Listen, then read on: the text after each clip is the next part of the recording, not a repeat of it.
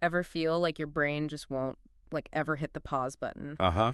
We're diving into the world of overthinking today, Hmm. and you might be surprised to learn it's not always the villain it's made out to be. That's right, yeah. We often talk about overthinking as something to, like, fix, Right. But what if I told you it could actually be, like, your secret weapon? A superpower. Okay, now I'm intrigued. I'm all for finding the upside to things, but my overthinking usually involves me, like, mentally reorganizing my spice rack at 3 a.m. Not exactly superhero material. Right, right. Well, let's delve into that. You see, our brains are hardwired for both efficiency, Mm-hmm. right, and deep analysis. Okay. It's like having a supercomputer that can switch between, lightning fast processing and intense detail-oriented examination. I can get behind the supercomputer analogy, but when we talk about overthinking, like, what exactly do we mean? How is it different from, just thinking a lot? That's a great question. It's about that fine line between thoughtful consideration and getting stuck in a loop of excessive contemplation, right? Okay. Like, for example, planning for a presentation is great, Right. but if you're still rehearsing it in your head weeks later, Oh, you yeah. might be veering into, overthinking territory. Oh, tell me about it. I once spent a ridiculous amount of time agonizing over, like, the font choice for a birthday card. Talk about analysis paralysis. Speaking of which, is that what we're talking about here? Analysis paralysis. Absolutely. Analysis paralysis is a classic example of overthinking gone awry, right? It's that feeling of being frozen, unable to make a decision because you're overwhelmed by all the possibilities. Kind of like trying to choose a single Netflix show to watch Oh my gosh, yeah. and then just ending up scrolling for an hour. It's the worst. You're so busy weighing every single option that you end up making no decision at all. Right. And then you're left with that nagging feeling of, I should have just gone with my gut. Exactly. And that's just one potential downside. Overthinking can also lead us down the rabbit hole of what we call cognitive distortions. Okay. These are essentially thought patterns that warp our perspective, like looking through a funhouse mirror. Cognitive distortions. Okay, that sounds a little ominous, but also kind of fascinating. What are we talking about here? Well, one common distortion is mind reading, right? So Okay. let's say you send an email and the recipient doesn't reply right away. Yeah. Do you find yourself assuming, oh, they hated it or they're planning to fire me? Oh, yeah. That, my friend, is classic mind reading. Oh, 100%. It's like our brains are hardwired to jump to, like, the worst case scenario every time. And I'm guessing this kind of thinking isn't exactly conducive to a stress-free existence. Not exactly, no. And unfortunately, mind reading is just one of many cognitive distortions that overthinkers often fall prey to. Another big one is overgeneralization. Okay. You mess up one presentation, Yep. and suddenly you're convinced you're incapable of public speaking ever again. Ouch. It's like one single event becomes this giant stamp on our entire outlook, right? Instead of seeing it as one data point, it becomes the whole story. Precisely. And as you can imagine, that can really chip away at your self-esteem over time. But don't worry, we'll explore strategies for combating these distortions a bit later. Okay, good to know there's hope. Because so far, this overthinking thing is sounding like a one-way ticket to anxiety town. Uh-huh. Okay, so we've explored, like, all the, downsides and potential pitfalls of overthinking.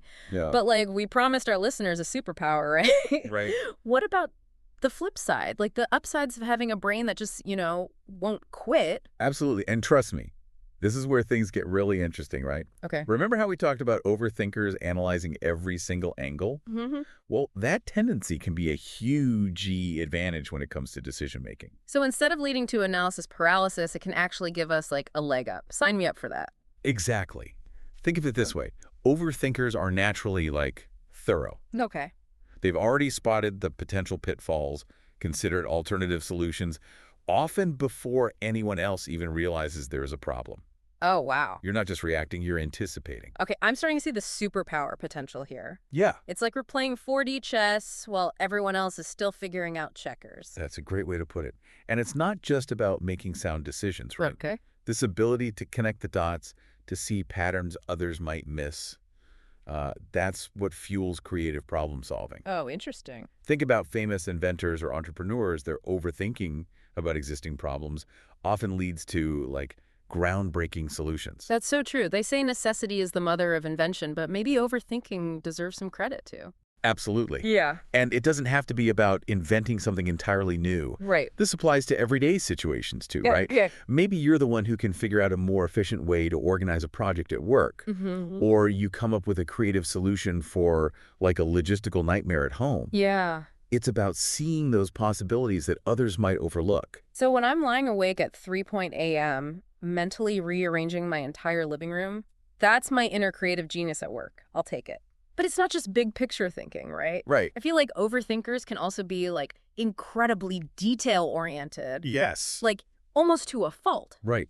Again, in a world that often values speed over accuracy, Yeah. your ability to focus on the details is invaluable. You're the one who catches the typos, notices the inconsistencies, asks the questions that others might overlook in their rush to move on. It's like we're the quality control department for, well, pretty much everything. No wonder we overthink. The stakes are high. Exactly, and that attention to detail can translate to any field, Yeah. whether you're reviewing a contract, planning an event, Right. or even just like writing an email. Yeah. That meticulousness makes a difference. Okay, I'm convinced. Overthinking, when channeled correctly, can be a superpower. Yes. But how do we actually make that happen? Yeah. It's all well and good in theory, Right. but we need some, like, practical strategies. Like, my brain needs an instruction manual. That's where it gets even more interesting. We're not talking about suppressing your overthinking tendencies, Okay. but rather about working with them. Think of it as taming the beast, not slaying it. So what's the secret? How do we go from being ruled by our overthinking to being the ones in the driver's seat? So, like, how do we tame this so-called beast? Like, where do we even begin? You might be surprised to hear that one surprisingly effective strategy is mindfulness. Mindfulness. But Okay. yeah, before you tune out and think, oh, great, another lecture on meditation, hear me out. Okay, I'll bite. Because honestly, the idea of like quieting my mind feels about as likely as, winning the lottery. Yeah. But I'm always open to new approaches. So how does mindfulness actually help with overthinking? It's not about erasing your thoughts entirely, but rather shifting your relationship to them. Okay. Imagine this. Instead of getting swept away by every single thought, you learn to simply observe them without judgment, right? You notice them, you acknowledge them, and you let them pass by without, like, getting hooked. Okay, that actually makes sense. So it's less about having like zero thoughts, because let's be real, that's never going to happen, and more about just like choosing which thoughts we actually engage with. Precisely. It's like watching leaves float down a stream. Oh, yeah. You see them, you might even like briefly notice their shape or color, but you don't grab onto each one and let it, pull you under. I like that visual. Okay, I'm sold on trying out some mindfulness. But what about those of us who, like, despite our best efforts, still just have a lot of thinking to do? Sure. Are there strategies for managing all that, like, mental energy in a way that's productive and not just, like, completely overwhelming? Absolutely. And this might sound counterintuitive, but setting aside dedicated thinking time can be incredibly helpful. Wait, back up a second. Yeah. You're suggesting that the key to less overthinking is to actually schedule time for, like, more of it. That feels like reverse psychology for my brain. Think of it this way. It's like giving your overthinking like a designated outlet. Okay. Instead of letting those worries bubble up at random times throughout the day, like during that work presentation or on a date or in the middle of yoga class, Oh, the worst. you acknowledge them, you jot them down, you tell yourself, okay, I'll dedicate some time to you later during my scheduled worry session. It's like creating, like, boundaries for our thoughts, almost like training a puppy. Right. They have their designated play area, but the rest of the house is off limits. Love that analogy.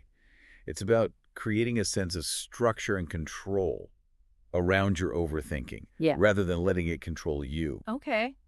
And speaking of jotting things down, that brings us to another powerful tool, writing. Ah, good old-fashioned pen and paper. Exactly. I'm all for a low-tech solution. But how does writing help tame the overthinking beast? Exactly. When we write, we externalize those swirling thoughts. Yeah. Right? Getting them out of our heads and onto the page allows us to see them with more objectivity, identify patterns, and sometimes even stumble upon solutions that we hadn't even considered before. I can relate to that. There's something about, like, the act of writing things down that's incredibly clarifying. Like, it forces me to slow down, organize my thoughts, and kind of, like, make sense of all the chaos. That's the power of it. And remember, these strategies aren't about eliminating overthinking altogether. You're right. It's a part of who you are. Mm-hmm. They're about harnessing its power while, minimizing the downsides. Yeah. About becoming the conductor of your thoughts, not just a passenger along for the ride. So we're aiming to become mindful masterminds, not mindless robots. Haha, exactly. I love it. That's incredibly empowering. This has been such an insightful deep dive. Yeah, yeah. We've debunked myths, we've uncovered hidden superpowers, and hopefully we've given our listeners like the tools to navigate their own, overthinking tendencies. Absolutely. Any final words of wisdom before we wrap things up? Your mind is a powerful tool, and by understanding how it works, how you work, Mm-hmm. you can learn to wield that power effectively. Mm-hmm. Beautifully said. And on that note, we'll leave you with this final thought to ponder. Are you wielding your overthinking, or is it wielding you? Until next time, keep those brilliant minds curious and those insightful thoughts flowing.